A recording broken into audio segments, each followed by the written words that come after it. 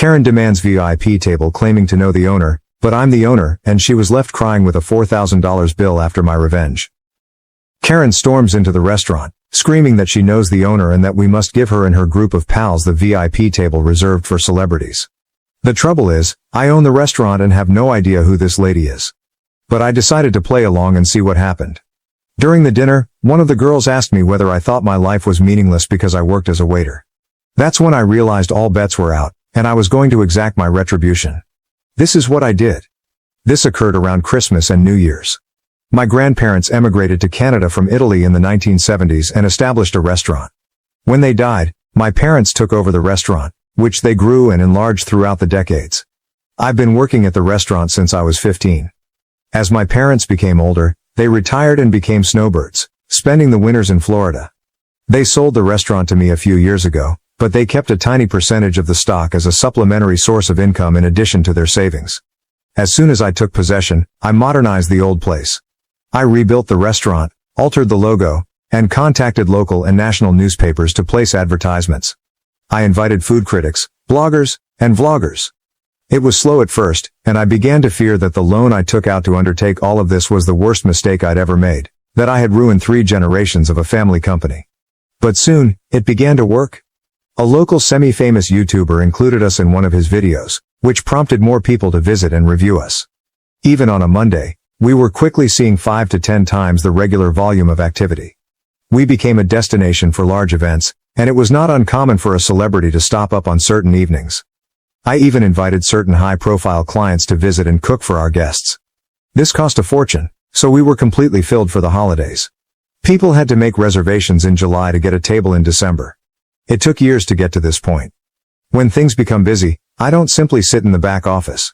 I'm on the floor doing whatever needs to be done, whether it's greeting customers, bussing tables, or mopping the floors.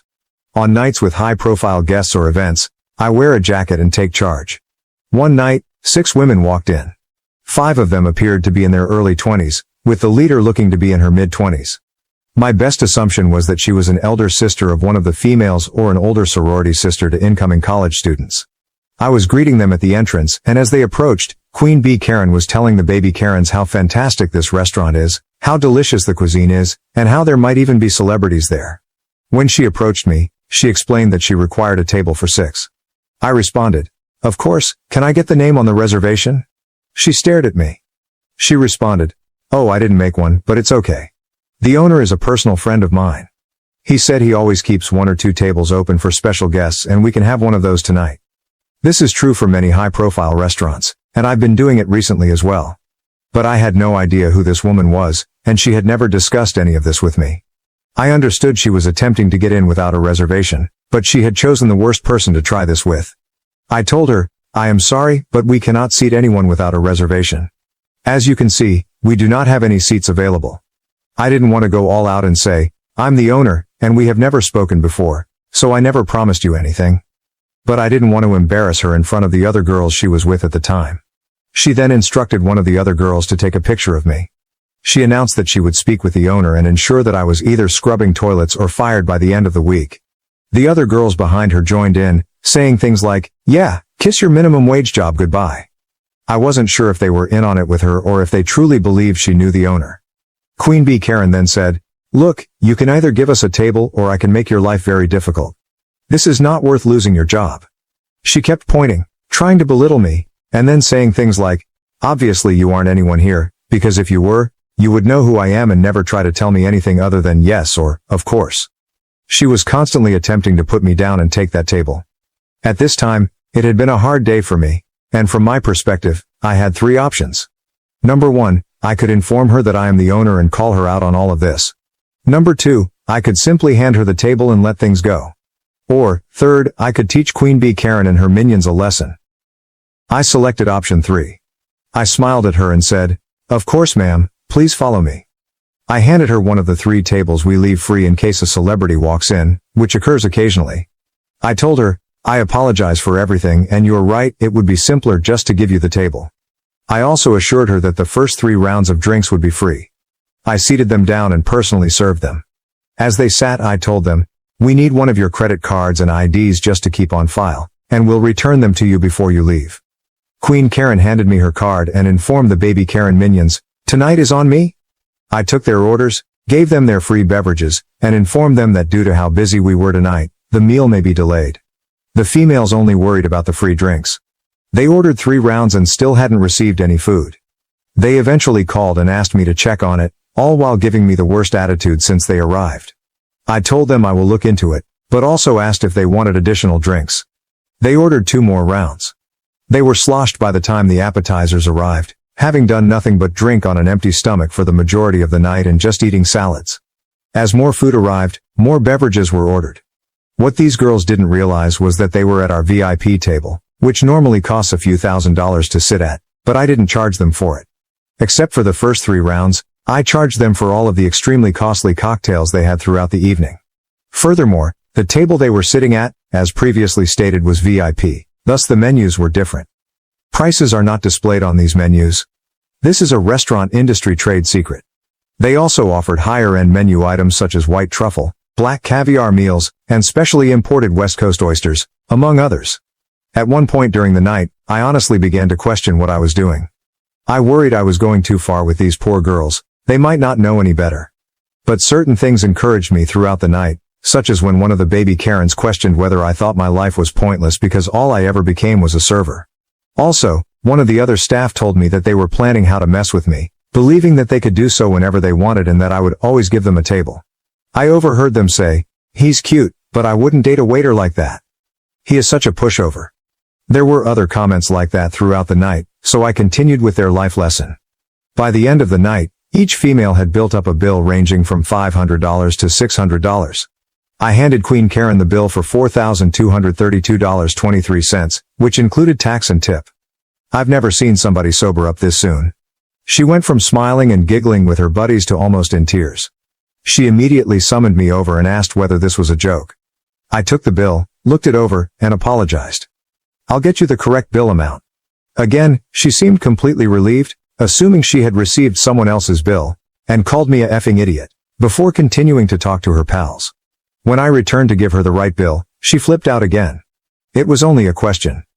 "Is there something wrong on this bill that you didn't order?" She and the girls were stunned and went over every single line of the bill, including the initial several lines that listed their original 3 rounds as complimentary. They then got out their phones and went over everything 100 times, adding it all up. Queen B, visibly startled, just remarked, "1 second, I need to use the restroom." Part of me feared she'd dine and dash and leave the baby Karens with the tab, but I discreetly reminded her that we had her ID and credit card, without making it too obvious. I was concerned that she would run out of money. 10 minutes later, she returns with new makeup, clearly crying, and tells me all about how poor the food was, how dreadful the drinks were, and so on, demanding that I at the very least cut the cost in half. She went on to say that the baby Karens would help, despite the fact that she had previously informed them that the night would be hers. Then, as if a light bulb went off in her head, she brought up her alleged relationship with the owner again, as if it would give me extra motivation to lower the amount in half. I smiled as I told her, "No, simply no. I can't change the bill." She takes out her phone and shows me a series of text messages from someone named after my restaurant, followed by the word owner. I instantly grasped what she had been doing in the bathroom, most likely changing one of the other Karen minions' contact names and erasing prior texts to establish this new script. I reviewed the messages and clicked on the contact information before telling her, "That's not the owner's cell phone number." Her response was, "He has multiple phones for business, of course. You do not know all of his numbers."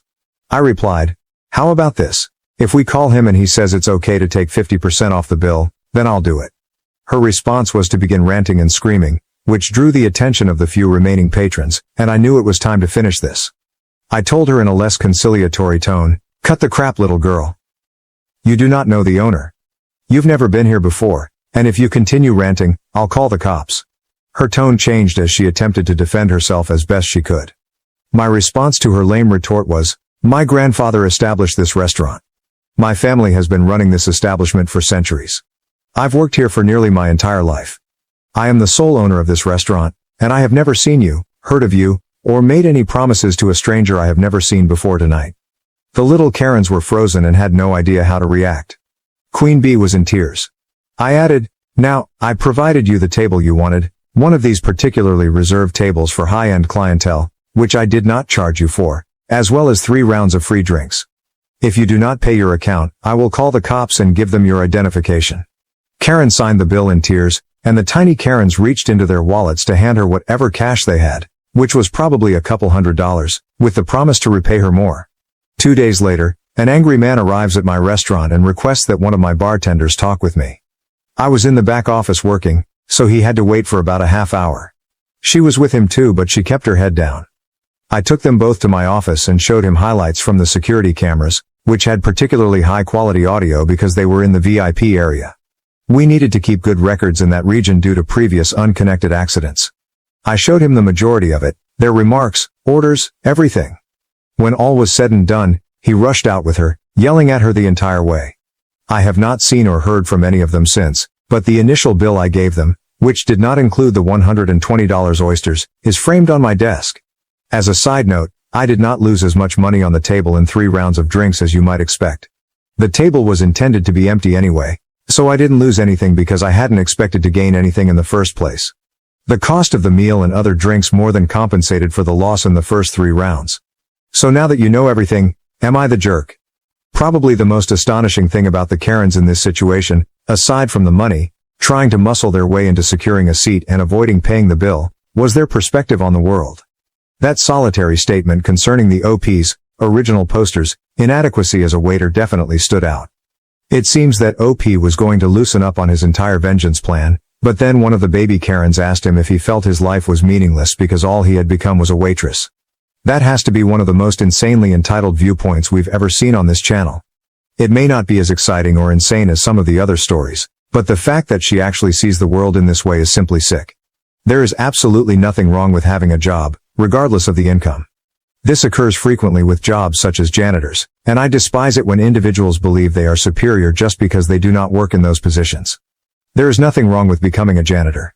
I don't understand that mindset, but in this situation, she not only feels that way, but she also wants to mock him for doing a difficult job, such as being a waiter. Or at least that's what she believes he's doing. One more thing.